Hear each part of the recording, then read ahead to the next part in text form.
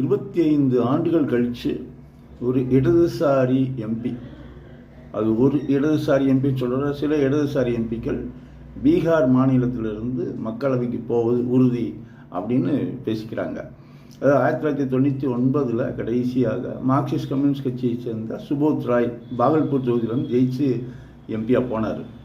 இப்போ இந்த முறை 5 இடங்களில், அதுவும் ஒரு வலுவான கூட்டணியில் இடதுசாரி கட்சிகள் போட்டிடுறாங்க. இப்போ சிபிஐஎம்எல், லிபரேஷன், அவங்க 3 தொகுதிகள்லையும், இந்திய கம்யூனிஸ்ட் கட்சி மார்க்சிஸ்ட் ஒரு தொகுதியிலையும், இந்திய கம்யூனிஸ்ட் கட்சி ஒரு தொகுதியிலையும் போட்டிடுறாங்க.